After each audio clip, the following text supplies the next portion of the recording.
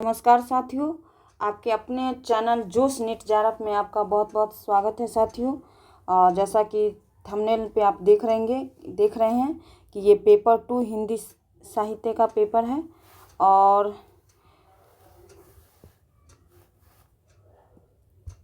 Paper 2 Hindi साहित्य का paper है जिसका कोड 20 है। ये आप लोग ध्यान पे रखेंगे। और ये शिफ्ट 1 का पेपर है और इस कक्षा में हम लोग लेक्चर 3 को देखने वाले हैं और ये दिसंबर 2021 का पेपर को हम लोग अभी देख रहे हैं। इसके साथ ही आप ये भी देखेंगे कि इससे पहले जो है लेक्चर 1 और लेक्चर 2 को आप लोग देखेंगे और साथ ही साथ उसका शॉर्ट नोट्स बनाएंगे, ऐसा हमें आशा है। और हमारे प्लेलिस्ट पे आप जाएंगे, चेकआउट करेंगे तो आपको दिखेगा PYQ से सिलेक्शन तक का सीरीज। इस सीरीज में आपको 10 इयर्स के पेपर को कंप्लीट डिटेल एनालिसिस किया गया है मेरे द्वारा। एक क्वेश्चन पे मान के चलिए कि एक क्वेश्चन से आपको 4 टॉपिक्स तैयार हो रहे हैं, यानी कि ये 100 क्वेश्चन में आपको 400 टॉपिक्स कंप्लीट हो रहे हैं। तो जाइए, इसे भी आप लोग देखिए, एंजॉय कीजिए।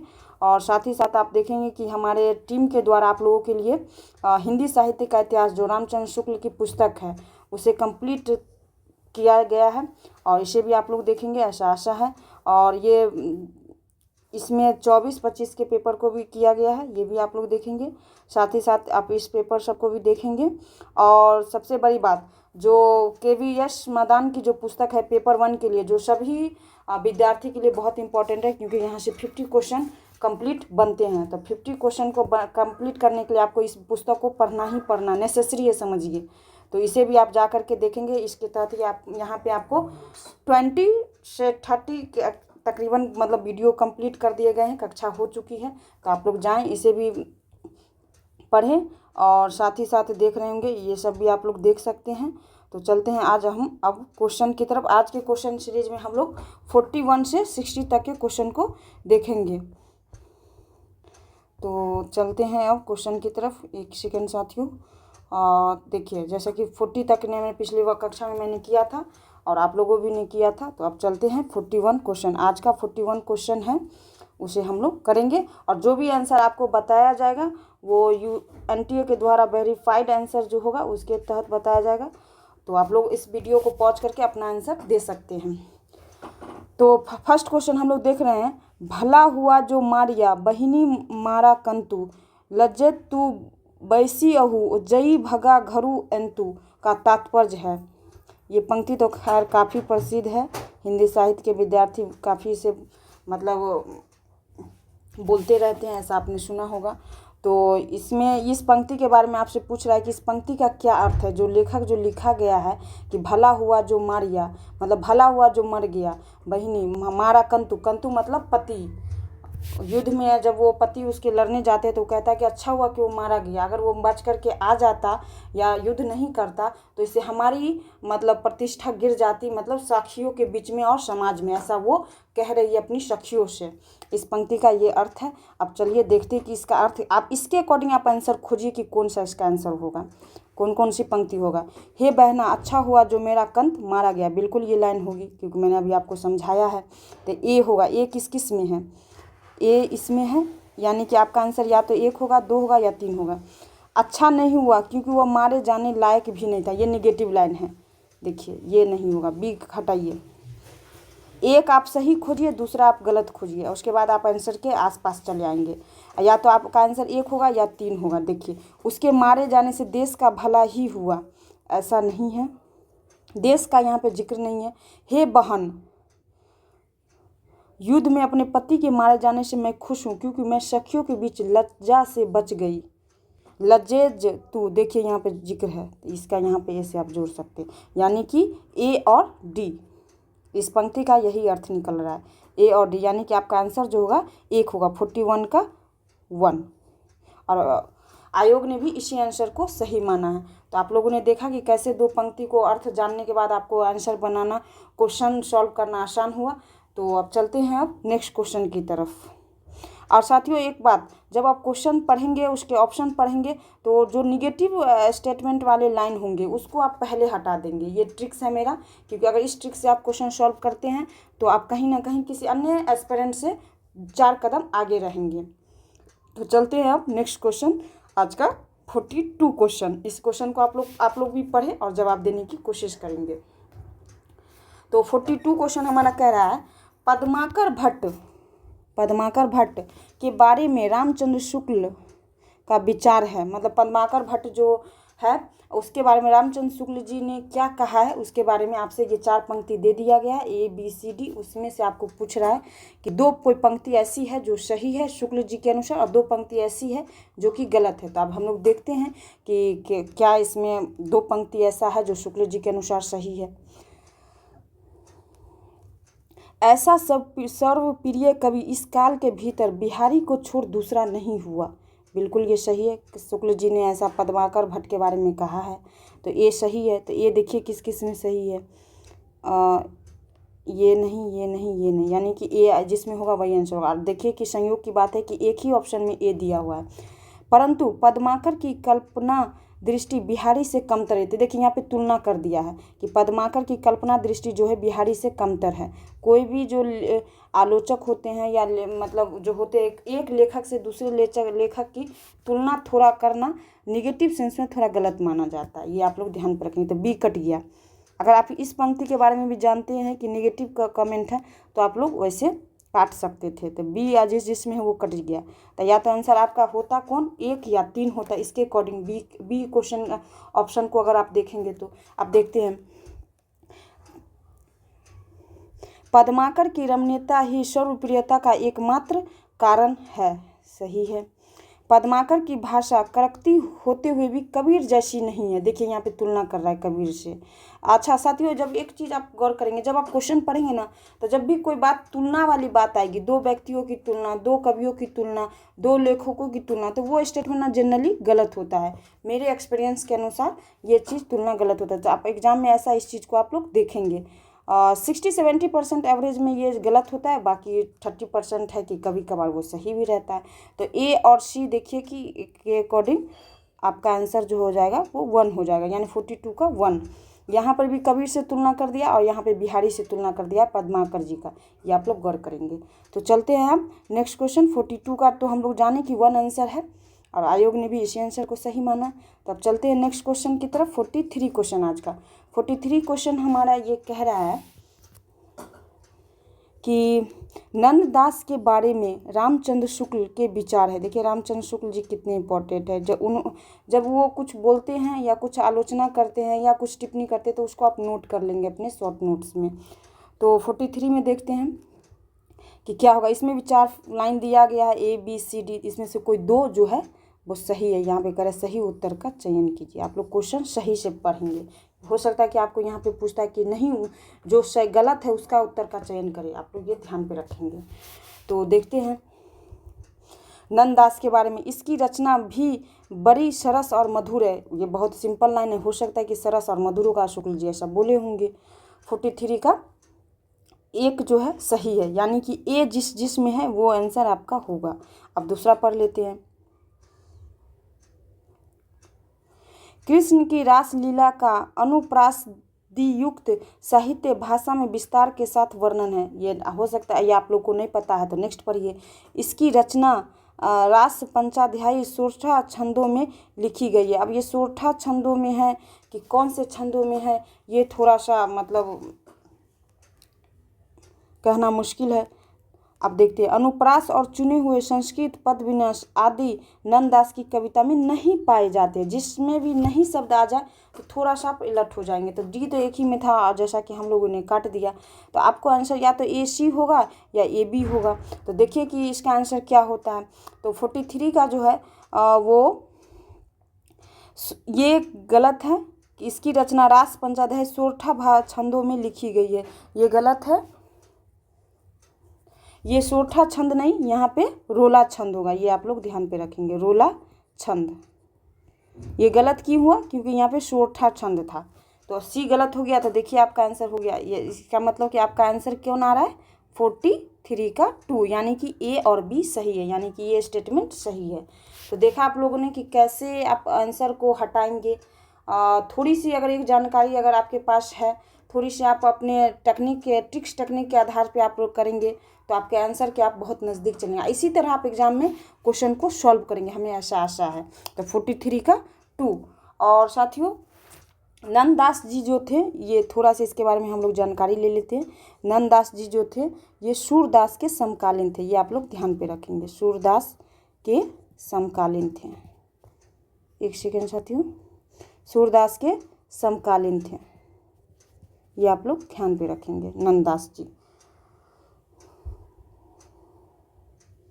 और ये रस पंचाध्याय जो था वो रोला छंद में लिखा गया, ये आप लोग ध्यान पे रखेंगे। आप लोग शॉर्ट नोट्स हमारे साथ ही बनाते चलेंगे, क्योंकि इससे क्या होगा कि आपके एग्जाम के टाइम में आपको रिवीजन करने में आसानी होगी और इसी से आपका जेआरएफ क्लियर होगा। ये बात आप एकदम ब्रेन को कह दीजिए कि शॉर्ट नोट्स के बगैर आपका, अगर आप सोच रहे हैं कि मेरा नेट या जेआरएफ क्वालिफाई होगा, तो ये आप समझ लीजिए कि आप नेक्स्ट टाइम की तैयारी कर रहे हैं।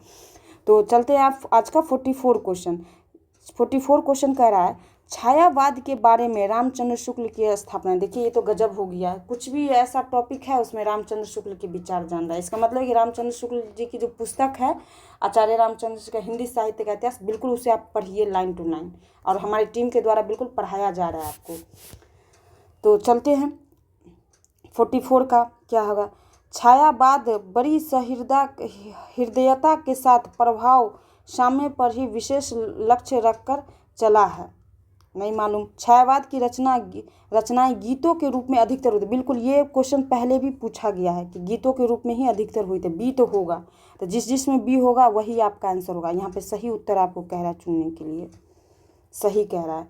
तो बी किस किस में है, या तो एक आंसर होगा या तो तीनों। देखिए एक ऑप्शन आपके जानने से आपके देखिए 2 ऑप्शन एलिमिनेट हो गए, हट गए। ऐसे ही क्वेश्चन सॉल्व किए जाते हैं एग्जाम में। अब देखते हैं छायावाद में रचना अनुयुक्ति पद्धति पर नहीं की जाती है। देखिए अभी ट्रिक्स मैंने बताया ना कि जिसमें नहीं लगा रहेगा वो उसको अब थोड़ी देर के लिए आप वहाँ पे सोचेंगे, और वो ऑप्शन जनरली नहीं होते हैं, गलत होते हैं। तो सी हटाइए, सी आपका हट गया। देखिए आपका आंसर कैसे आ गया, ए बी आपका सही है। क्वेश्चन सॉल्व करने के यही टेक्निक है, कम टाइम में आप इससे क्वेश्चन सॉल्व कर सकते हैं। और नहीं लगा के आधार पर 2 ऑप्शन हट गया, और एक जानते हैं कि ये गीति रूप में अधिकतर रचनाएँ हुई थी। और अब देखते हैं व्यंजना पद्धति का प्रगल्भ और प्रचुर विकास छायावाद की काव्य शैली की असली विशेषता नहीं है। यहाँ पे भी नहीं लगा हुआ है, तो ये भी आपका गलत हो गया। तो देखिए आपका आंसर जो है ये सही है। छायावाद बड़ी सहृदयता के साथ साम्य प्रभाव साम्य पर ही विशेष लक्ष्य रखकर चला है, ये सही है। यानी कि ए बी के आधार पर आपका ऑप्शन जो है 1 होगा। तो चलते हैं छायावाद के बारे में अगर थोड़ी सी आप जानकारी अगर लेंगे तो थोड़ा सा ले लीजिए कि छायावाद के बारे में हो सकता है कि नेक्स्ट टाइम आपको यहाँ से क्वेश्चन बन सकता है। छायावाद, ये छायावाद जो है सर्वप्रथम 1920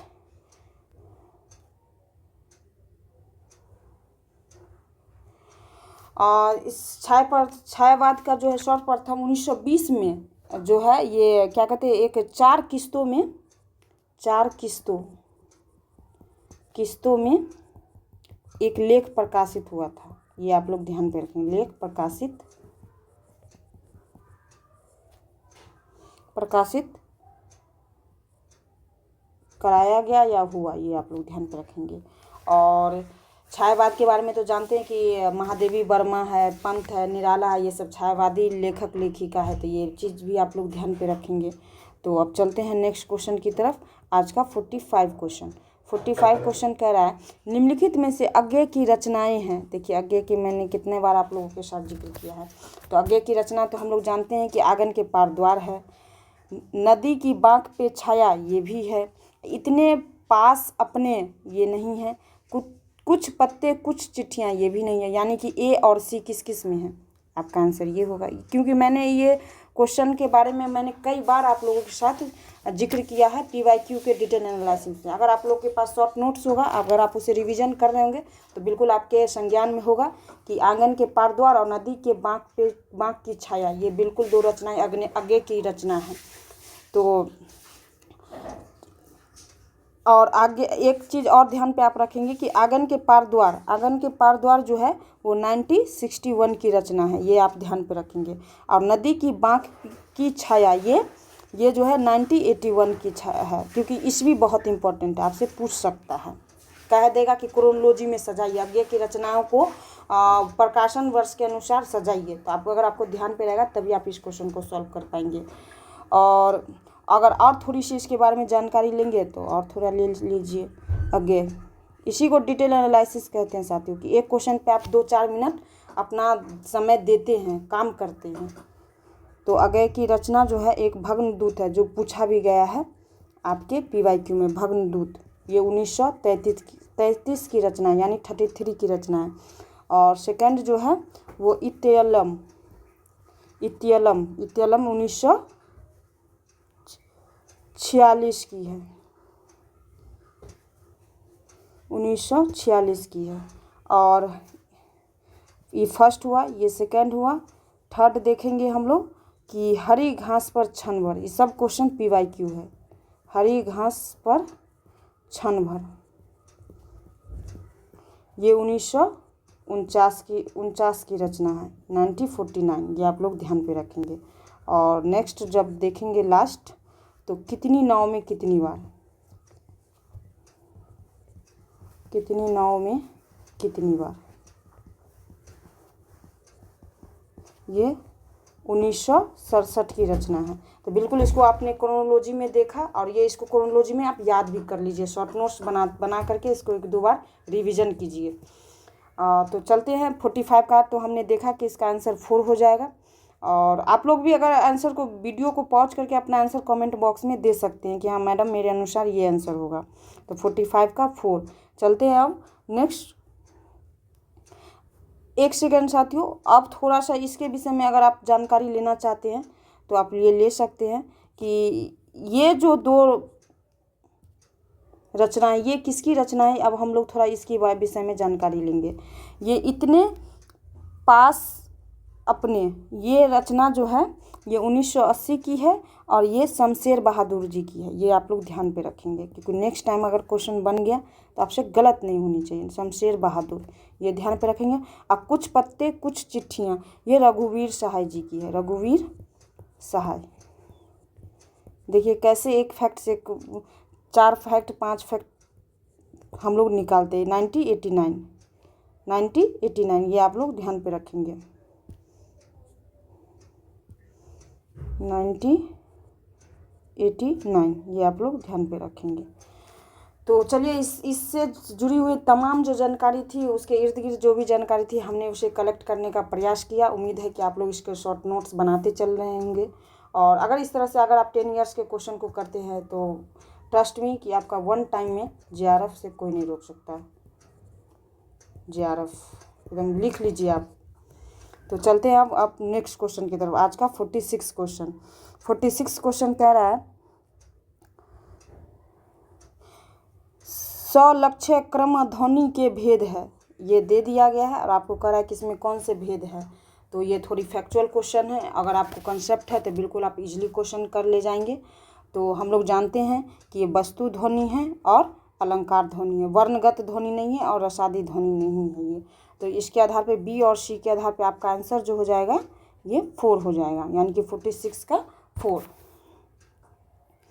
46 का 4 ये आप लोग ध्यान पे रखेंगे।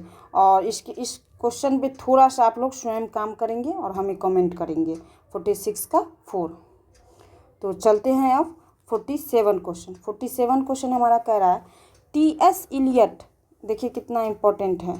जब काव्य शास्त्र आप पढ़ेंगे तो एक T.S. इलियट जो है काफ़ी महत्वपूर्ण इसमें रखते हैं। जब काव्य शास्त्र पढ़ाई जाएगी आप लोगों को तो इसमें आप पढ़ेंगे, इसके विचार को पढ़ेंगे, इसके काव्य को पढ़ेंगे, इसकी कुछ पुस्तकें हैं उसको भी आप लोग जानेंगे। तो T.S. इलियट की आलोचना की विशेषता में शामिल है, आलोचना की विशेषता में शामिल है। तो इसमें 4 दिया गया है, ABCD दिया गया, और आप इसको इसमें से 2 कोई सही है उसको आपको कह रहा है चयन करने के लिए। तो हम लोग देखते हैं 47 का। कविता आत्मगत अभिव्यक्ति से पलायन है, बिल्कुल ये है। मतलब उन्होंने कहा था T.S. इलियट साहब ने कि कविता जो है मतलब स्वयं के अभिव्यक्ति से पलायन है। तो एक तो ए जिसमें होगा वो आपका आंसर होगा, यानी या तो आपका आंसर 1 होगा या तो 4 होगा। ये आप लोग ध्यान पर रखेंगे। कविता आत्मगत अनुभूति की अभिव्यक्ति है। देखिए एक तरफ तो ये कह रहा है कि कविता आत्मगत अभिव्यक्ति से पलायन है, और दूसरी तरफ कह रहा है कि कविता आत्मगत अनुभूति की अभिव्यक्ति है। कोई एक लेखक, एक आलोचक एक ही चीज़ के बारे में, काव्य के बारे में एक पॉजिटिव एक नेगेटिव स्टेटमेंट कैसे बोल सकता है? या तो बोलेगा, या तो पलायन बोलेगा, या तो अभिव्यक्ति बोलेगा। तो अगर या तो ए सही होगा या तो बी सही होगा, ये आप लोग ध्यान में। हम लोग जानते हैं कि उन्होंने बताया है, पलायन की बात किया है, अभिव्यक्ति की, पलायन की, तो बी तो होगा नहीं। तो बी देखिए किस किस में काट दीजिए, 20 में एक ही में था, कट गया। अब देखिए, कवि काव्य का मध्य भार है, तो ये भी हो सकता है सही हो। कविता अपवर्जी और अंतर्वेशी होती है। देखिए यहाँ पे निगेटिव थोड़ा सा, मतलब वर्ड को दे करके अपवर्जी और अंतर्वेशी शब्द को दे करके उन्होंने काव्य, उसकी आलोचना की विशेषता को मतलब कहीं ना कहीं शॉर्ट लिस्टेड कर दिया था। इसलिए इस शॉर्ट लिस्टेड टाइप का जो शब्द आए तो थोड़ा सा आप अपने वहाँ पे रुक सकते हैं, सोच सकते हैं। तो डी नहीं होगा। तो देखिए जब डी नहीं होगा तो आपका आंसर जो है 47 का 1 होगा, यानी कि ए और सी। तो ए कह रहा है कि कविता आत्मगत अभिव्यक्ति से पलायन है, और सी कह रहा है कि कवि काव्य का माध्यम भर है। हाँ, बस माध्यम है कि उसके माध्यम से कोई कवि जो कविता कर लेता है, अपनी मतलब भावना व्यक्त कर लेता है, और कुछ नहीं। 47 का 1। तो चलते हैं अब नेक्स्ट क्वेश्चन की तरफ। 48 क्वेश्चन आज का।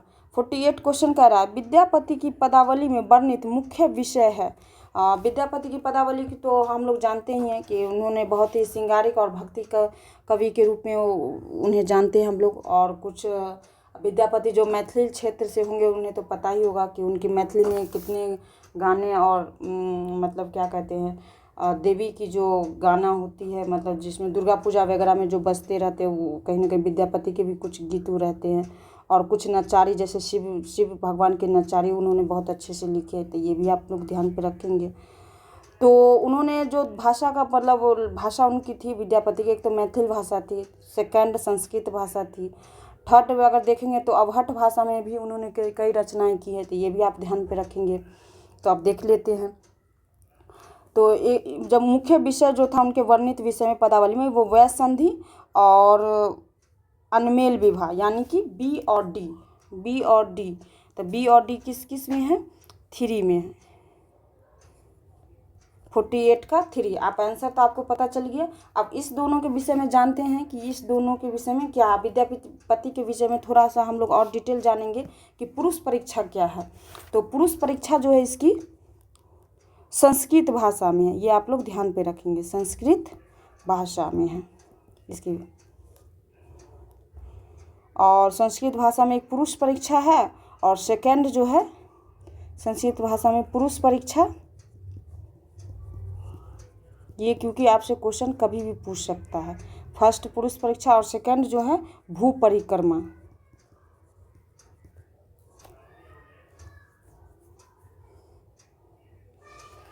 तो 2 भाषा में, अवहट भाषा में तो हम लोग जानते हैं कि कीर्तिलता और कीर्ति पताका जो आपका PYQ है, अवहट भाषा, ये आप लोग ध्यान पे रखेंगे, अवहट भाषा वाला बहुत इम्पोर्टेंट है। और कीर्ति लता, कीर्ति पताका, ये आप लोग ध्यान पे रखेंगे, एकदम भूलना नहीं है इस फैक्ट को। VVI इसको रख लीजिए, आप जहाँ पे भी नोट्स बना रहे हैं इसको VVI कर लीजिए, ये आपको याद रहना चाहिए, जीवा पे रहना चाहिए। और एक फैक्ट ये है विद्यापति के बारे में कि विद्यापति के जो है विद्यापति के बारे में जो कमेंट किए हैं निराला जी, निराला इनके पदों को बोलते हैं, पदों को निराला सिंह, नागिन की लहर, ये आप ध्यान पे रखेंगे, नागिन की लहर, निराला के द्वारा इनके पदों को बोला गया, ये आप लोग ध्यान पे रखेंगे, नागिन की लहर। तो चलते हैं, अब काफ़ी हो गया इससे जुड़ा हुआ फैक्ट, विद्यापति से जुड़ा हुआ फैक्ट, और चलते हैं अब नेक्स्ट क्वेश्चन की तरफ बिना समय गवाए। 49 क्वेश्चन कह रहा है हमारा, रामचरितमानस के अंत में कही गई तुलसीदास की कौन सी बातें सही है? रामचरितमानस तो आई थिंक हमको लगता है सभी बच्चे जानते होंगे, सभी एस्पिरेंट जानते होंगे, जो पढ़ाई करते होंगे वो भी, और जो नहीं पढ़ाई करते होंगे वो भी, क्योंकि ये एक सामाजिक बुक है जिसको सभी कोई पढ़ता है और जानने की कोशिश करता है।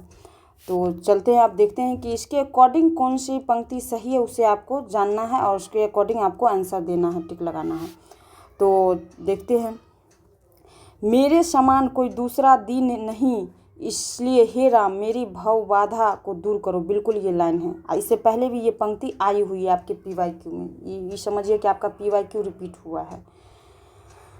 ये जिसमें होगा आपका आंसर वो होगा, यानी कि आपका आंसर या तो 1 होगा, या तो 2 होगा, या तो 3 होगा। अब देखते हैं, राम कथा का गान वेदों पुराणों और कवियों ने किया है, किंतु संतों ने नहीं किया है। बिल्कुल तुलसीदास को हम लोग क्या मानते हैं? संत मानते हैं। तो कैसे नहीं हुआ? जब तुलसीदास जी रामचरितमानस की रचना किए और राम का ही उन्होंने वर्णन किया, तो कैसे ये संत नहीं किया? देखिए निगेटिव लाइन है, मतलब बांध दिया है आंसर को, स्टेटमेंट को, कि राम कथा का गान वेद पुराण और कवि किया है लेकिन संत नहीं किया। संत ही जबकि बहुत ज़्यादा किया है, पुराण और वेद में उतना है या नहीं है इस बात का कोई प्रमाण नहीं है, लेकिन संत ने बहुत बढ़ा चढ़ा करके लिखा है। तो बी तो नहीं होगा, तो बी नहीं होगा तो आपका आंसर 1 कट गया। अब देखिए, या तो आंसर आपका 2 होगा या 3 होगा। अब देखते हैं, जो भक्त रामचरितमानस का अवगाहन करता है वह माध्यम के सूर्य की तरह प्रखर तेज वाला होता है। देखते हैं अब नेक्स्ट, जिस तरह कामी को स्त्री और लोभी को धन प्रिय है, उसी तरह हे राम तुम हमेशा मुझे प्रिय लगो। बिल्कुल ये पॉजिटिव स्टेटमेंट है। और रामचरितमानस में तुलसीदास ने बिल्कुल राम की इस तरह से वंदना की है, वर्णन की है कि मुझे उस तरह से तुम प्रिय लगो जिस तरह की, मतलब जो कामी को स्त्री से प्रेम होता है, लोभी को धन से प्रेम होता है, और उसी प्रकार वो कहता है कि जिस तरह बालक को माँ से प्रेम होता है, उसी तरह वो कहते हैं कि बिल्कुल राम हमें भी तुम्हें उस तरह प्रिय लगो, ऐसा बनो कि मुझे प्रिय लगो। तो डी बिल्कुल होगा। तो उसके अकॉर्डिंग देखिए, तो आपका आंसर जो है 49 का वो 3 होगा, यानी कि ए और डी सही है, बाकी 2 स्टेटमेंट जो है आपका गलत है। ये तो बिल्कुल निगेटिव स्टेटमेंट है, इसको तो आप ऐसे भी काट सकते हैं। और इसमें जो तुलसीदास की बात है, ये इसमें ये इस तरह से उन्होंने वर्णन नहीं किया। माध्यम सूर्य की तरह प्रखर तेज वाला होता है, ऐसा नहीं है। तो 49 के बारे में तो हम लोगों ने जान लिया कि 3 आंसर आपका होगा। आप थोड़ी सी हमको जानकारी ले लेते हैं रामचरितमानस के विषय में। रामचरितमानस ये तो तुलसीदास की रचना है, ये तो आप लोग को पता ही होगा, तुलसीदास की रचना है। और इसमें कुल 7 खंड है, ये आप लोग ध्यान पे रखेंगे क्योंकि यहाँ से क्वेश्चन बन सकते हैं। 7 खंड है। 7 खंड में अगर देखेंगे तो बालकांड, आप लोग अगर रामायण देखेंगे तो आप लोग को बहुत कुछ याद होगा। अयोध्या कांड,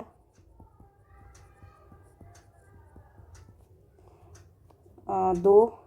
थर्ड हो जाएगा आपका अरण्य कांड, अरण्य मतलब जंगल का कांड, वन का कांड, ये आप लोग ध्यान पे रखेंगे, अरण्य कांड। 4 हो जाएगा किष्किंधा कांड, किष्किंधा कांड।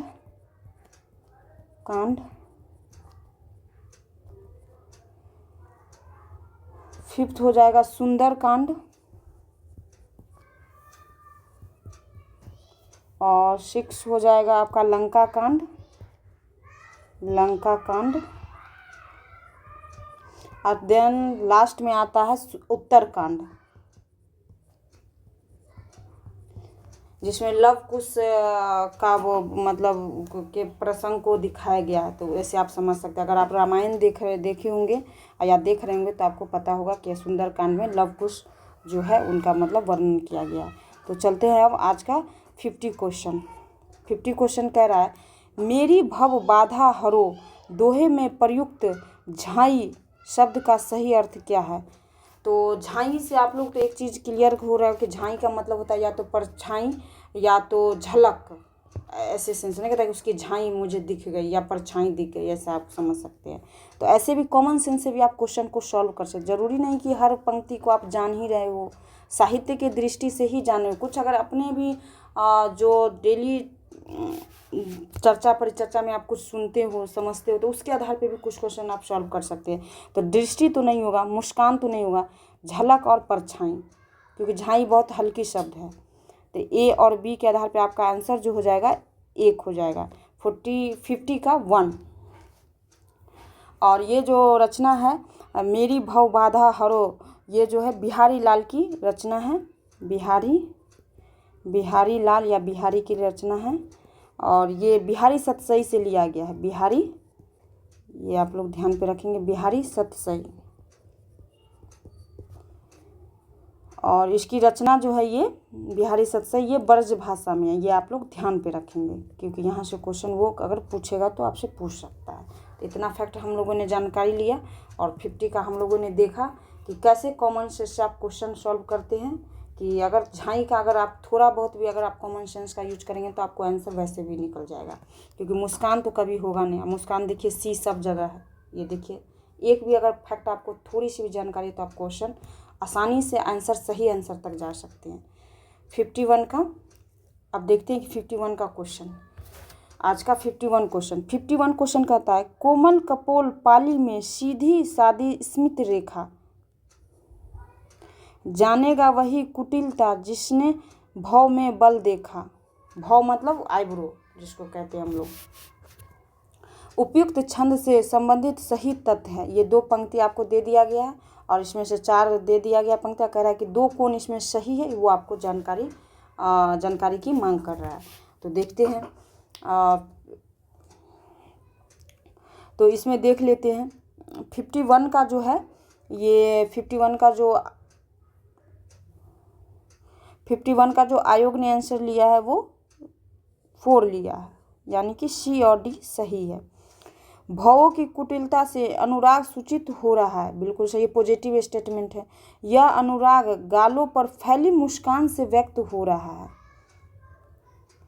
भाव की कुटिलता से प्रेमिका के कुटिल हृदय का, देखिए यहाँ पे निगेटिव है, प्रेमिका के कुटिल हृदय का, मतलब अगर हम साधारणतः अगर हम लोग साहित्य पढ़ते हैं तो जो मतलब लेखक जो होते हैं या जो रचना करने वाले तो वो जनरली प्रेमिका के बारे में इतना मतलब निगेटिव स्टेटमेंट नहीं बोलते थे। यहाँ पे क्या कर रहा है, प्रेमिका के कुटिल हृदय का पता चलता है। कुटिल हृदय थोड़ा निगेटिव हुआ, सहृदय का अगर बात होता तो थोड़ा सा हम लोग सोच सकते थे, लेकिन इस पंक्ति में जब आप पढ़ेंगे तो कुटिल हृदय का कहीं पे मतलब शब्द का प्रयोग नहीं, ये भी आप चीज़ ध्यान पे रखेंगे। तो बी तो बिल्कुल भी नहीं होगा, बी तो आपका ऐसे भी कट जाएगा। कपोल सागर के तट पर मुस्कान रूपी नाव तैर रही है, यहाँ पे नाव का जिक्र है, तो ये भी आपका कट जाएगा। यानी कि आपका आंसर जो हो जाएगा ये और ये कटने के बाद आपका 51 का जो आंसर हो जाएगा ये 4 हो जाएगा। तो चलते हैं अब नेक्स्ट क्वेश्चन की तरफ। आज का 52 क्वेश्चन। 52 क्वेश्चन कह रहा है, फिर विकल है प्राण मेरे गीत के निहितार्थ, मतलब फिर विकल है प्राण गीत तो आप लोग पढ़े ही होंगे और बहुत अच्छे से पढ़े होंगे। तो ये तो जानते हैं कि महादेवी वर्मा की ये पंक्ति है, काव्य पंक्ति है। और महादेवी वर्मा जो थी ये महादेवी वर्मा, आप लोग नोट करते चले गए, महादेवी वर्मा। और ये छायावादी लेखिका थी, ये भी आप लोग ध्यान पे, अभी से पहले भी मैंने जिक्र किया है, छायावादी लेखिका थी, ये ध्यान पे रखेंगे। इन्हें आधुनिक मीरा की भी संज्ञा दिया जाता है, ये भी आप लोग ध्यान पे रखेंगे। और इनकी महादेवी वर्मा की जो प्रमुख, महादेवी वर्मा, इसके बारे में हम लोग कुछ और फैक्ट देखेंगे। पहले हम लोग थोड़ी सी आंसर जान लेते हैं कि कौन सा मतलब इसके अकॉर्डिंग मतलब इस सब लाइन पंक्ति के अकॉर्डिंग, इस काव्य के पंक्ति के अकॉर्डिंग इसमें से कौन से आंसर हो सकते हैं, ये देखेंगे। स्त्री आगे बढ़ने के लिए पुरुष का संबल चाहती है, नहीं ऐसा, ये पुरुष का संबल मतलब पुरुष के संग चाहती है ऐसा नहीं, ये तो हटाइए आप। अपनी सीमित दुनिया के घेरे को तोड़कर स्त्री अनदेखी अनजानी दुनिया को देखना चाहती है। विकल प्राण का मतलब क्या, कि मेरे प्राण विकल है, मैं देखना चाहती हूँ कि इस दुनिया को, उस दुनिया को, कि कैसा ये दुनिया है, बिल्कुल इसलिए कहता है कि विकल है प्राण, उत्कंठित है, जानने की इच्छा है, ये आप लोग समझ सकते हैं। बी होगा, तो बी जिसमें होगा यानी कि या तो आंसर आपका 1 होगा या तो 3 होगा। इस पंक्ति से आपका आंसर 2 मतलब कट जाएगा, ये ध्यान पे रखिए। बी बिल्कुल सिंपल लाइन है और इस पंक्ति के अकॉर्डिंग फिट बैठ रहा है, ये भी आप लोग ध्यान पे रखेंगे। अपनी यात्रा के तिमिरा छत्र हो जाने की कल्पना करके स्त्री अकेले यात्रा आरंभ नहीं करना, देखिए नहीं लगा दी, अकेले यात्रा क्यों नहीं करना चाहेगी, स्त्री क्या है जो अकेले यात्रा नहीं करना। ये कोई लेखिका, एक महिला लेखिका, स्त्री लेखिका क्यों इतना निगेटिव स्टेटमेंट लिखेगी। तो सी तो बिल्कुल नहीं होगा, सी तो जिसमें है उसको पहले काट दीजिए, स्त्री ने अपना लक्ष्य निर्धारित कर लिया और वो आगे बढ़ने के लिए व्यग्र है। देखिए एक तरफ कह रहा है कि व्यग्र है, दूसरी तरफ कह रहा है कि अकेले यात्रा नहीं करना चाहते। कभी भी सी और डी एक साथ सही होगा तो नहीं होगा, तो इसलिए डी सही है। पॉजिटिव स्टेटमेंट जनरली सही होता है, ये चीज़ आप ध्यान पे रखेंगे। अगर आप इसके विषय में बहुत जानकारी नहीं भी हो आपको, इस पंक्ति के विषय में, ऐसे भी आप कॉमन सेंस से भी क्वेश्चन एग्जाम हॉल में सॉल्व कर सकते हैं। यानी कि बी और डी के आधार पर आपका आंसर जो होगा 1 हो जाएगा, 52 का 1। तो इतना तो हम लोगों ने जानकारी लिया। क्वेश्चन कैसे सॉल्व करते हैं आप लोग देख ही लिए होंगे, समझ लिए। उम्मीद है कि आप कुछ टेक्निक सीख भी रहे होंगे मेरे साथ करते हुए। तो अब चलते हैं। महादेवी वर्मा छायावादी लेखिका, ये भी हम लोगों ने देखा। अब ये इनके बारे में थोड़ी सी जो कुछ कविता संग्रह है इनकी, ये हम लोग देख लेते हैं, यानी कि काव्य संग्रह, क्योंकि ये यहाँ से क्वेश्चन आप आंटी आपसे पूछ रही है। पहला तो है निहार, रश्मि, निर्जा से भी क्वेश्चन पूछ चुकी है। सांध्य गीत, ये इसको क्रोनोलॉजी में कहा गया था सजाने के लिए, आपको ये ध्यान पे रखेंगे। सांध्य गीत, अग्नि रेखा,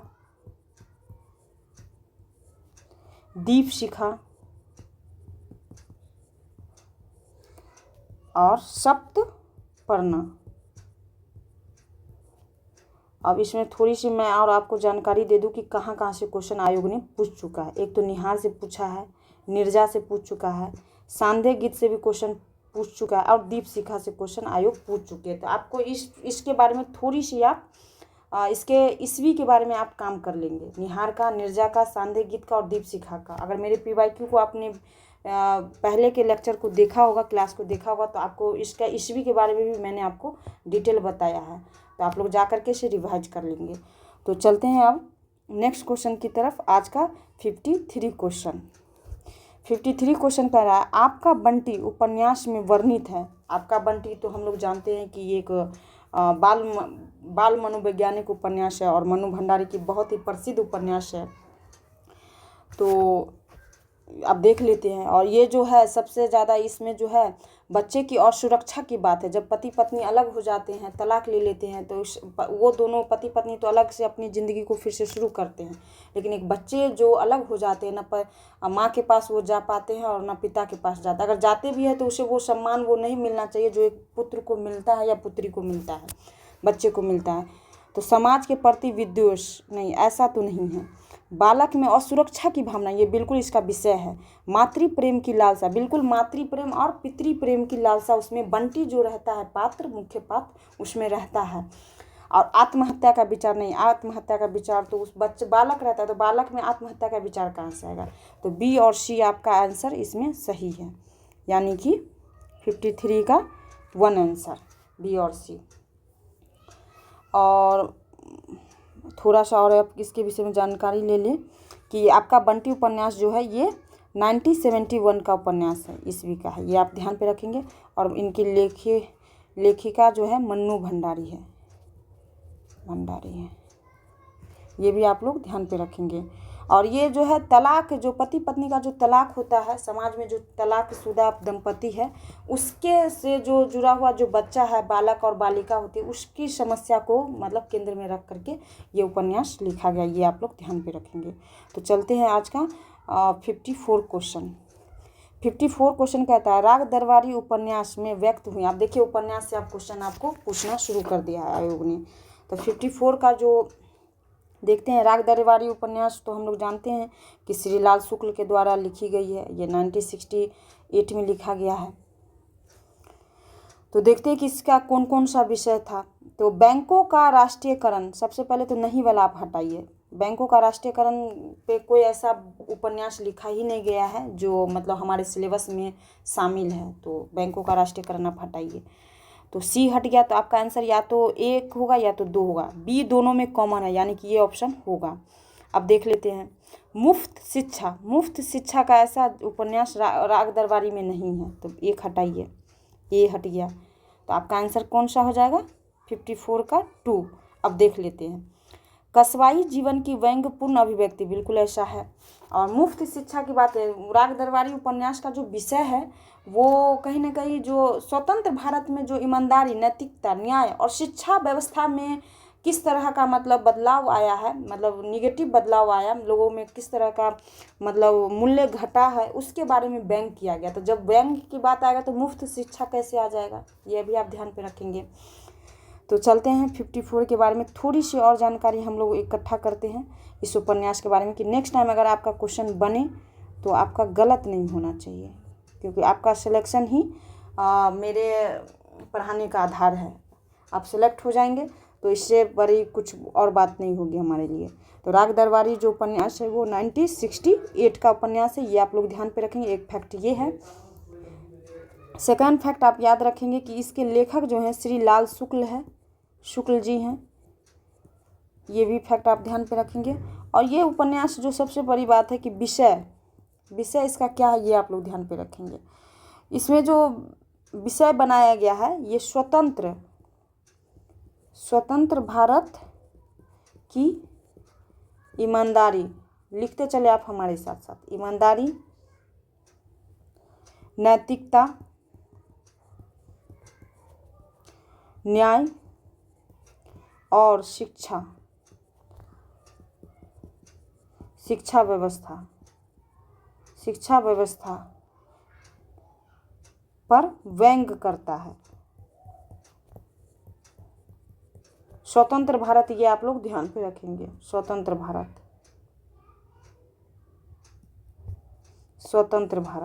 ये ध्यान पे रखेंगे।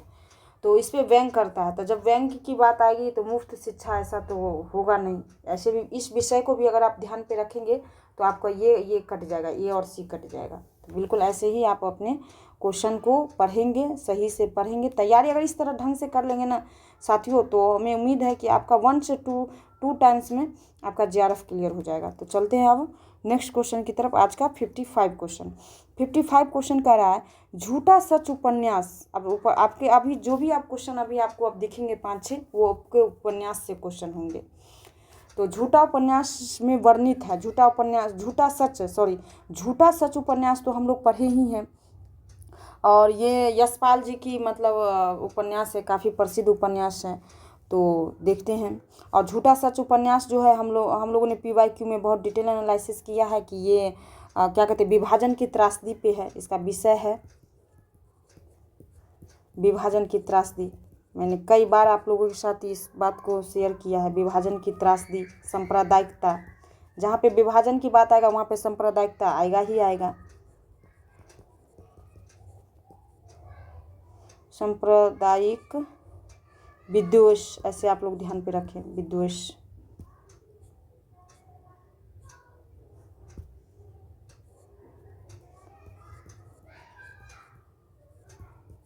तो 2 पॉइंट अगर आपको, आप बताइए कि आप इसका आंसर क्या मारेंगे। विभाजन की भयोत्पादक आशंका, ठीक है। शहरी जीवन की विसंगतियाँ, नहीं ऐसा तो मैंने नहीं बताया। ग्रामीण अंचल की उपन्यास जो है वो मैला आंचल है, तो ये तो नहीं होगा। ए नहीं होगा तो हटाइए, जो पहले नहीं होगा पहले उसी को आप ऑप्शन से हटाने का प्रयास। बी होगा, बी दोनों में है। शहरी जीवन की विसंगतियाँ कट गया। सांप्रदायिक विद्वेष की आग में मानवीय संवेदना की हत्या, बिल्कुल। जब हम सांप्रदायिक हो जाते हैं किसी जाति धर्म को लेकर के, तो कहीं ना कहीं आप मानवीय जो संवेदना होती है हमारी, कहीं ना कहीं वो मूल घट जाते हैं, क्योंकि वो हमारी सांप्रदायिक जो है जाति धर्म ऊपर हो जाते हैं मानवीय संवेदना से। ये आप लोग ध्यान पे रखेंगे। तो यानी कि बी और डी, बी और डी के आधार पे आपका जो 55 का आंसर होगा वो 1 होगा। देखिए कैसे मैं हर एक उपन्यास के बारे में थोड़ी बहुत आप लोगों से बार बार जिक्र कर रही हूँ, परिचर्चा कर रही हूँ, क्योंकि इसके कारण इस मतलब लेक्चर के माध्यम से, इस क्लास के माध्यम से आपको कहीं ना कहीं मतलब एक रिवीजन हो जाएगा, और साथ ही साथ आपके मतलब क्या कहते हैं, ब्रेन में जो परमानेंट मेमोरी में वो बातें आपको मतलब चली जाए, जिससे कि आपको क्वेश्चन सॉल्व करने में आसानी हो। तो आप देख लेते थोड़ा सा झूठा सच के बारे में और फैक्ट। झूठा सच तो 2 भाग में है। एक पहले आप ध्यान पे रखेंगे, भाग 1, ये भी क्वेश्चन आपसे पूछा गया है। एक तो 1958 का प्रकाशन वर्ष है और दूसरा 1960 का है। तो और ये झूठा सच भाग 1 जो है, इसका शीर्षक टाइटल जो है ये वतन और देश है। वतन और देश, लिखते चले आप हमारे साथ। शॉर्ट नोट्स बनाते चले। और दूसरा जो है भाग 2 वो देश का भविष्य है, भविष्य। तो दोनों के विषय में हमने जान लिया, विषय जान लिया झूठा सच के बारे में, ये झूठा सच का ये विषय है। और हाँ एक बात, इसके जो लेखक है झूठा सच के लेखक है झूठा सच के लेखक यशपाल जी है, ये आप लोग ध्यान पे रखेंगे, यशपाल जी। और यशपाल जी के बारे में जो है ये मार्क्सवादी मतलब लेखक है। तो मार्क्सवादी लेखक है तो उन्होंने मतलब बहुत ऐसी रचनाएं लिखी है, जैसे दादा कामरेड, देशद्रोही, दिव्या, पार्टी कामरेड, ये सब जो है इन्हीं की रचना है, ये आप लोग ध्यान पे रखेंगे। तो चलते हैं अब नेक्स्ट क्वेश्चन की तरफ। 56 क्वेश्चन हमारा कह रहा है कि शेखर एक जीवनी उपन्यास के विशेषताएं हैं। तो शेखर एक जीवनी तो हम लोगों ने कई बार चर्चा आप लोगों के साथ किया है कि शेखर एक जीवनी जो है ये एक मनोवैज्ञानिक उपन्यास है। और मनोवैज्ञानिक उपन्यास है, ऐसा माना जाता है कि अज्ञे जी की ये खुद की जीवन की स्व की खोज का उपन्यास है, ऐसा आप मान सकते हैं। तो देखते हैं, हिंदी का प्रथम मनोवैज्ञानिक उपन्यास है, मनोवैज्ञानिक उपन्यास है बट प्रथम नहीं है, या इसके कारण आपका ये जो लाइन है गलती हो गया, तो ए कट गया, यानी कि आपका आंसर या तो 2 होगा या तो 3 होगा। इसका कोई भी पात्र असामान्य मानसिकता से ग्रस्त नहीं है, ये सही है, बी दोनों में है तो आपका सही होगा। पिता के प्रति शेखर की मानसिकता सामंजस्यपूर्ण है, नहीं सामंजस्यपूर्ण नहीं है, असामंजस्यपूर्ण है, ये आप ध्यान पे रखेंगे। शेखर एक जनमना विद्रोही पात्र है जिसके मन में विकास का अध्ययन लेखक का अभिप्रेत है। बिल्कुल शेखर एक जीवनी जब आप उपन्यास पढ़ेंगे इसी प्लेटफॉर्म पे, जोश नेट JRF के प्लेटफॉर्म पे, तो आपको बिल्कुल ऐसा बताया जाएगा कि ये जो वहाँ पे शेखर का जो वहाँ पे मतलब पात्र का जो वर्णन किया गया वो वहाँ पे उसको विद्रोही भाव के रूप में दिखाया गया, विद्रोही चेतना के रूप में दिखाया गया है कि बिल्कुल उन्होंने मतलब विद्रोह की भावना रहती है पिता के प्रति, परिवार के प्रति और समाज के प्रति। तो ये पंक्ति जो है, ये लाइन जो है बिल्कुल सही है। और 56 का 3, इसलिए इसे मनोवैज्ञानिक उपन्यास कहते हैं क्योंकि विचार में हम तरह तरह के विचार आते रहते हैं और उसमें एक विद्रोह की भावना ऐसा व्यक्त किया गया है। तो सी कट गया कि मानसिकता सामंजस्यपूर्ण है, सामंजस्यपूर्ण नहीं है बल्कि असामंजस्यपूर्ण था, ये आप लोग ध्यान पे रखेंगे। क्वेश्चन में आप ऑप्शन कैसे एलिमिनेट करेंगे, कैसे शब्द को पकड़ेंगे, किस वाक्य को पकड़ेंगे, ये भी मैं आपको साथ ही साथ बता रही हूँ। इसलिए थोड़ी सी अगर समय ज़्यादा लग रही है तो ऐसा ना सोचे कि समय एक ही क्वेश्चन पे कितने समय दे रहे हैं हम लोग, ये सोचे कि आप क्वेश्चन कैसे अधिक से अधिक एग्जाम हॉल में सही करेंगे, ये आप सोच करके पढ़ाई करें और नोट्स बनाते चलें। अब एक साथियों एक चीज़ तो ये हो गया कि हिंदी का यह प्रथम मनोवैज्ञानिक उपन्यास है। तो जब प्रथम मनोवैज्ञानिक उपन्यास अगर शेखर एक जीवनी नहीं है तो फिर कौन सा है? आपके मन में एक सिंपल सा क्वेश्चन उठेगा कि कौन सा है। तो चलिए इसके विषय में भी हम लोग जान लेते हैं कि हिंदी का प्रथम मनोवैज्ञानिक उपन्यास जो है वो लज्जा है, ये आप लोग ध्यान पे रखेंगे। अगर ये फैक्ट अगर आपको पता रहेगा तो आप बहुत इजीली क्वेश्चन बना ले जाते हैं। लज्जा 1929 की ये उपन्यास है और इसके लेखक जो है ईलाचंद्र जोशी है, ये आप लोग ध्यान पे रखेंगे, ये नोट्स आप बना लें। ईलाचंद्र जोशी हिंदी का प्रथम मनोवैज्ञानिक उपन्यास लज्जा 1929, ईलाचंद्र जोशी इसके लेखक है, ये आप लोग ध्यान पे रखेंगे। और शेखर एक जीवनी जो उपन्यास है वो 1941 में इसका प्रकाशन वर्ष है और अज्ञे जी की इसके लेखक हैं अज्ञे, ये भी आप लोग ध्यान पे रखेंगे। तो चलते हैं 56 का हम लोगों ने जाना कि इस नॉलेज के आधार पर 3 आपका आंसर बन रहा है, बी और डी आपका सही है, बाकी 2 जो है गलत है। तो चलते हैं अब नेक्स्ट क्वेश्चन की तरफ। 57 क्वेश्चन आज का 57 क्वेश्चन। अब कहानी से क्वेश्चन शुरू हो गए हैं। तीसरी कसम कहानी के पात्र हैं। देखिए जब भी मैं कहानी पढ़ाती हूँ आप लोगों को, जो भी कहानी आता है आप क्वेश्चन के माध्यम से मैं आप लोगों को एक बात बताती हूँ कि उसके पात्र बताती हूँ, कहानी का विषय क्या है, थीम क्या है, ये मैं आप लोगों से जिक्र करती हूँ। इस कौन सी कहानी किस पत्रिका में संकलित है, प्रकाशित वर्ष इसका क्या है, ये मैं आप लोगों को बताती हूँ। देखिए यहाँ पे आपको पात्र से क्वेश्चन आ गया। आप बताइए, आप कमेंट कीजिए कि इसके पात्र, तीसरी कसम कहानी के पात्र कौन सा है, क्योंकि मैं इससे पहले वाली क्लास में आप लोगों से जिक्र की हूँ। एक तो पलटदास है जो गाड़ीवान रहता है, बैलगाड़ीवान रहता है, और डी किस किस में है। एक भी पात्र का नाम अगर आपको याद है तो समझिए कि आपका 2 ऑप्शन हट गया। ये देखिए कैसे क्वेश्चन आप सॉल्व करते हैं। और धुन्नीराम है, चुरमुनिया तो है ही नहीं, ये चुरमुनिया तो पहले आप हटाइए। चुरमुनिया बी जिसमें हट गया, और सी और डी देखिए, यानी कि 57 का 4 आंसर। और तीसरी कसम तो जानते हैं कि ये फणीश्वर नाथ रेणु का बहुत ही प्रसिद्ध कहानी है और बहुत ही प्रेम का मार्मिक कहानी है। ग्रामीण प्रेम को व्यक्त किया गया है, सरल व्यक्ति के प्रेम को वर्णन किया गया है। 56 इसका टाइम पीरियड जो है 56 है। ठुमरी मतलब ठुमरी कहा जाता है, कहानी संग्रह में इसको प्रकाशित किया गया था। कहानी संग्रह ऐसा ध्यान पर रख सकते हैं, कहानी संग्रह। और उनके लेखक जो है फणीश्वर नाथ रेणु। अब फैक्ट सब आपको रिपीट हो रहे होंगे, ऐसा आपको लग रहा होगा। और इसमें 2 पात्र हैं, हीरामन और हीराबाई, ये मुख्य पात्र है, ये आप लोग ध्यान पे रखेंगे। और हीरामन जो है बहुत ही सरल स्वभाव का मतलब यहाँ पे पात्र है, और उसके प्रेम को बहुत अच्छे से वर्णन किया गया है कि सरल व्यक्ति को भी से भी मतलब कहीं ना कहीं व्यक्ति को प्रेम हो सकता है, ऐसा इसमें दिखाया गया है। 57 का 4। तो अब चलते हैं अब नेक्स्ट क्वेश्चन की तरफ। आज का 58 क्वेश्चन कह रहा है ईदगाह कहानी में व्यक्त हुए हैं। तो ईदगाह कहानी तो हम लोग जानते हैं कि ये भी एक बाल मनोवैज्ञानिक कहानी है, तो ये आपका ऑप्शन पहले सही हो जाएगा, बाल मनोवैज्ञानिक कहानी है। मातृवात्सल्य है इसमें, राजनीतिक चेतना नहीं है इसमें, राजनीतिक चेतना देखिए कहाँ पे, ये कट गया आपका। और सांप्रदायिक सामंजस्य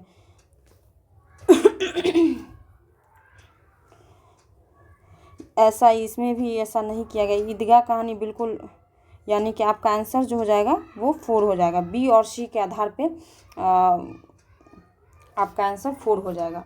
तो देख लिया हम लोगों ने कि ईदगाह कहानी, और ईदगाह कहानी के बारे में इसमें हामिद नाम का पात्र है, ये आप लोग ध्यान पे रखेंगे। ईदगाह कहानी 1950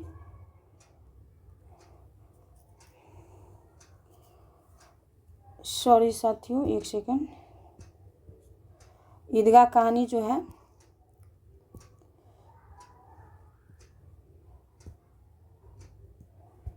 ये 1933 की कहानी है, और ये चांद पत्रिका में छपी थी। चांद पत्रिका, ये आप लोग ध्यान पे रखें। और हामिद नाम का पात्र है, ये भी आप ध्यान पे रखेंगे। और इसके लेखक जो है प्रेमचंद जी हैं, प्रेमचंद जी, ये आप लोग ध्यान पे रखेंगे। और हामिद पात्र है जो जिस पे कहानी लिखा गया, ये आप लोग ध्यान पे रखेंगे। तो चलते हैं आज का सेकंड लास्ट क्वेश्चन 59 क्वेश्चन कह रहा है परिंदे कहानी के पात्र है। देखिए फर्स्ट से पात्र क्वेश्चन पूछ रहा है। तो डॉक्टर मुखर्जी है, ह्यूबर्ट भी है, और सामनाथ तो नहीं है, सामनाथ तो भीष्म वो चीफ की दावत का पात्र है। लतिका भी है, यानी ए बी डी, देखिए इसमें ऑप्शन ही नहीं है, यानी कि ये क्वेश्चन जो आयोग ने जो है ये ड्रॉप कर दिया है। ध्यान पे रखेंगे, ड्रॉप। वैसे जानकारी रखेंगे कि परिंदे कहानी जो है ये 59-60 का कहानी है। कभी 59 भी रहता है, कहीं पे 60 भी रहता है, ये आप ध्यान पे रखेंगे। और इनके लेखक जो है निर्मल वर्मा, ये आप लोग ध्यान पे रखेंगे। अगर इस ऑप्शन में रहता ए बी और डी, यहाँ पे अगर डी भी रहता तब ये ऑप्शन आपका होता। वैसे इस क्वेश्चन को आयोग ने जो है ड्रॉप कर दिया है, तो हम लोग भी इसे छोड़ देंगे, ठीक है, छोड़ देंगे। तो चलते हैं अब नेक्स्ट क्वेश्चन की तरफ। आज का लास्ट क्वेश्चन 60 क्वेश्चन कह रहा है हमारा एक और द्रोणाचार्य में, द्रोणाचार्य के कथन है। द्रोणाचार्य तो जानते हैं कि गुरु की भूमिका में थे, और महाभारत काल से द्रोणाचार्य को हम लोग जानते हैं। और एक मतलब नकारात्मक गुरु के रूप में इसको आप कह सकते हैं वर्तमान में अगर कहें तो 60 में देख लेते हैं। उस दिन भूख मेरे सिद्धांत से बड़ी हो गई थी, बिल्कुल ऐसा है, लाइन है। तो ये किस किस में है? राजकीय अन्न की दास्ता ने मेरा विवेक खरीदा, बिल्कुल ऐसा सही है। व्यवस्था उसकी पीठ थपथपाती थी, नहीं, पीठ कैसे थपथपाएगा इस तरह का अगर अष्टमी, तो व्यवस्था उसकी पीठ कैसे थपथपाएगा, तो सी तो पहले हट जाएगा। याद है जब तुमने विरोध की भाषा अपनाई, सत्ता ने तुम्हारे अस्तित्व पर सीधे हमला किया, इसलिए विरोध मत करो, ऐसा नहीं है। तो 60 का जो है आंसर जो है वो आपका 1 होगा। 50-50 तक अगर आप चले गए तो आप थोड़ी सी कॉमन सेंस का यूज करके भी आप कहानी और जो भी हो, उपन्यास जो भी नाटक हो, उसको आप आधार पे आप पढ़े होंगे, उसके आधार पे आप क्वेश्चन सॉल्व करने का कोशिश करेंगे, ऐसा उम्मीद है। और ये जो एक और द्रोणाचार्य के जो लेखक हैं ये शंकर शेष है, ये आप लोग ध्यान पे रखेंगे, शंकर शेष। और ये आधुनिक शिक्षा व्यवस्था पे, मतलब ये ऐसा नाटक है कि आधुनिक शिक्षा व्यवस्था पे मतलब कहीं ना कहीं व्यंग करता है द्रोणाचार्य के माध्यम से, कि कैसे एक शिक्षा व्यवस्था में कैसे व्याप्त भ्रष्टाचार है, सत्ता मतलब परिवारवाद है, इस तरह का इसमें वर्णन किया गया इस नाटक में। तो चलते हैं 60 का आप लोगों ने देखा कि A-B आपका स्टेटमेंट सही है, उसके आधार पे आपका ऑप्शन जो है 1 सही है। तो साथियों आज हम लोगों ने कंप्लीट 20 क्वेश्चन को देखा है और उम्मीद है कि आपको ये वीडियो पसंद आई होगी, क्लास अच्छी लगी होगी, कंटेंट वाली क्लास लगी होगी। अगर अच्छी लगी हो तो आप इसे लाइक करें, शेयर करें और अपने दोस्तों से भी इसे बताएं, सोशल मीडिया पे इसे शेयर करें। तो फिर मिलते हैं अगली कक्षा में, तब तक आप पढ़ते रहें, जोश बनाए रखें और जोश नेट JRF को भी मोटिवेट करें, उसे लाइक करें और अपने कमेंट रखना न भूलें। धन्यवाद।